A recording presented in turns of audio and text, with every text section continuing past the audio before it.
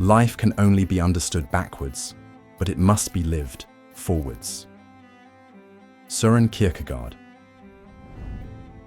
Deeply troubled by the absurdities and difficulties of existence, 19th century theologian and philosopher Søren Kierkegaard explored and wrote about profoundly innovative ideas that would ultimately challenge the way humanity conceives philosophy, religion, and psychology.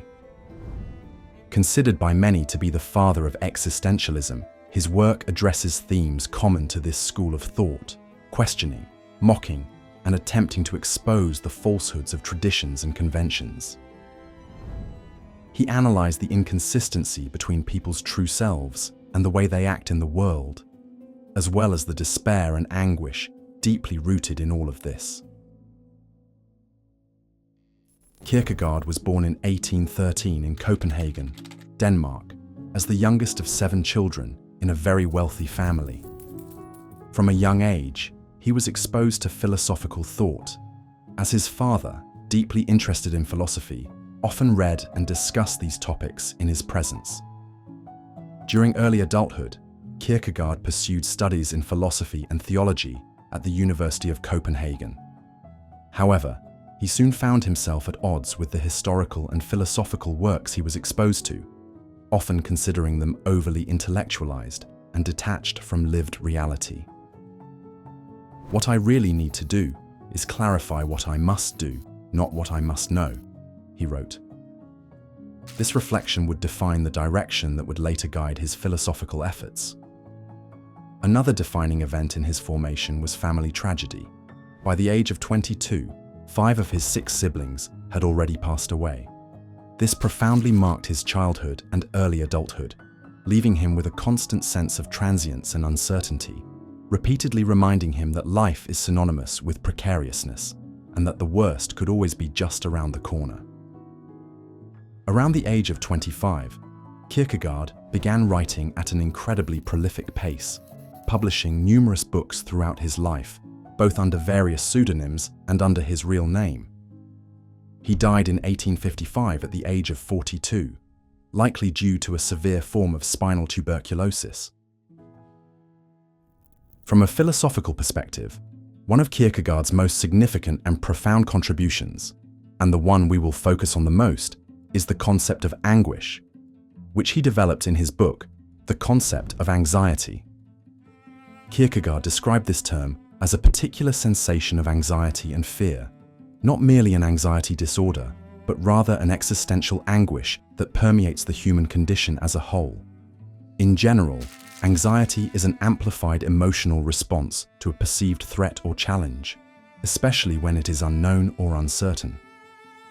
Existential anguish, which we will simply refer to as anguish from this point forward, is thus the response to the threat, challenge, or fear of the unknown and the uncertainty of existence itself. More specifically, it is the sensation of freedom and responsibility that every individual carries within. This uncertainty, in Kierkegaard's words, is the dizziness of freedom. At every moment, we are aware, or at least we perceive, our freedom to choose and our responsibility for how the infinite unknowns and possibilities of life become real through our choices and actions. However, we are given very few, if any, of the tools and information necessary to do this correctly. Even worse, perhaps there is no truly right way to make decisions in the way we hope to, even when we believe we have made them correctly. To a large extent, it is precisely anguish that drives us to make decisions that free us from anguish itself.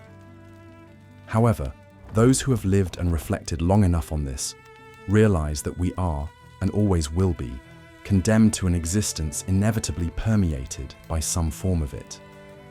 It is as if we are constantly at a crossroads between past and future, sitting in a vehicle with a steering wheel, a dashboard full of indicators, and an emergency switch, but no brakes, accelerator, reverse gear, map, or navigation system. We are forced to drive through the world in this vehicle, yet the world is shrouded in a dense, impenetrable fog.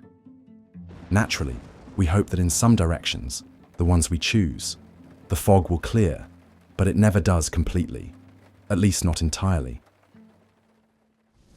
Anyone who truly understands humanity could say that there is not a single living human being who does not feel at least some despair, who does not hide within themselves a restlessness, an inner conflict, a disharmony, an anguish towards something unknown or something they do not even dare to attempt to know, an anguish toward a possibility of existence, or an anguish toward themselves, wrote Kierkegaard.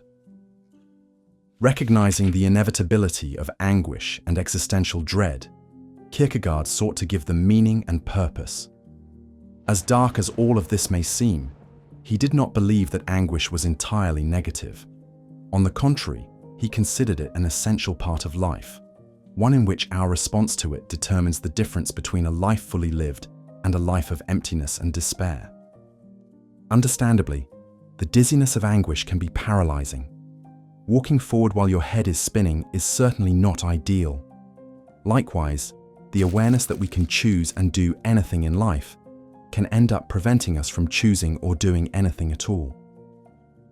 If we think about how the anxiety generated by an intimidating task on our to-do list can keep us from facing it, we can imagine how the anguish of confronting the entire to-do list of our existence, with an unknown deadline and stakes as high as our very lives, can be utterly paralyzing.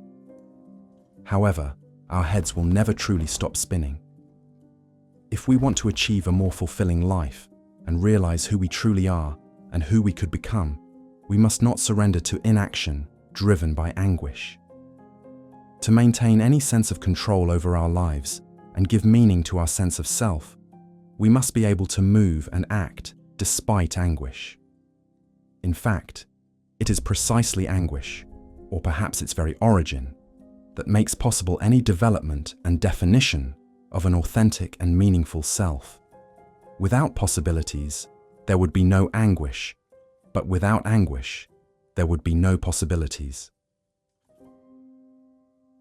Kierkegaard suggested that to best manage anguish and live well with it, an individual must pursue what he called passion.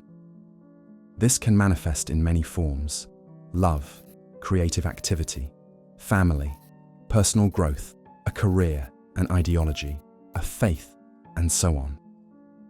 What is fundamental for Kierkegaard, however, is that an individual's passions must be oriented around subjective truth, a truth that the individual recognizes as such, regardless of whether it has an objective foundation or ultimate justification.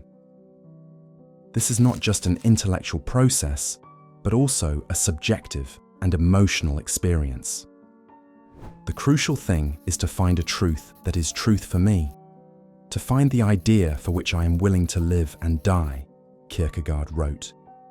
The individual must therefore discover their own subjective truth and throw themselves fully into it, committing with their entire being, regardless of reason or intellectual certainty, acting for the pure value of action itself, taking a leap of faith. Very often, through conformity, distractions, addictions, and various forms of escape from reality, individuals try to avoid anguish and the responsibility of their own existence.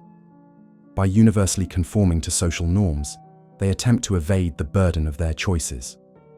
Through substance abuse, the pursuit of social status, superficial activism, materialism, and so on, they try to divert attention from the fact that, in reality, there is no true way to escape this responsibility. For Kierkegaard, the development of the self depends on the ability to face anguish head-on and move through it, rather than avoid it. In an otherwise meaningless existence, it is precisely in this challenge that meaning can be found. The consequences of surrendering to anguish and inaction, for Kierkegaard, are far worse. They lead to despair, a state of depressive apathy, the loss of self, an unfulfilled and wasted life, an experience of friction with life itself. In the words of contemporary psychoanalyst James Hollis, anguish is the price of admission to life. Intrapsychic depression is the byproduct of refusing to get on board. We must understand that life will never become more stable or less frightening. There will never be a perfect or optimal moment to get on board. If life is a sequence of impossible decisions wrapped in uncertainty, then we might as well try to give it meaning by making choices that push us toward the greatest and most fascinating heights and depths of the unknown that we are capable of exploring. Kierkegaard's proposed solution to this problem was faith in the Christian God. However, his philosophy can provide a foundation applicable to any subjective vision of meaning and purpose in existence. Today, anguish is often seen as something negative, a weakness or a pathology. But in reality, one could argue that anguish is a fundamental and inseparable ingredient of the human conscious experience. To feel and to think means to be anxious. Perhaps, among the terms we use to describe ourselves, we should add homo anxietatum, the anxious human. How could we not be anxious? It is a natural reaction to an intensely unsettling, confusing, and uncertain existence, one in which we find ourselves involved without having asked for it. And the more possibilities we have in the modern world, the more reasons we find to worry in our attempt to soothe our anguish. At the same time, the more responsibility we feel when we inevitably fail to do so. Yet, as Kierkegaard suggested, we must try to learn to live with and through this anguish, to keep moving forward into the unknown, and to take our leaps of faith toward what we truly believe in, toward what, for us, makes everything worth living for, and if necessary, worth facing to the very end. Thank you for making it to the end of this video. We kindly ask you to consider subscribing to the channel if you haven't already, activating the notification bell, leaving a like if you enjoyed the content, and sharing your thoughts in the comments. This will help support us in creating more of these amazing videos. See you soon.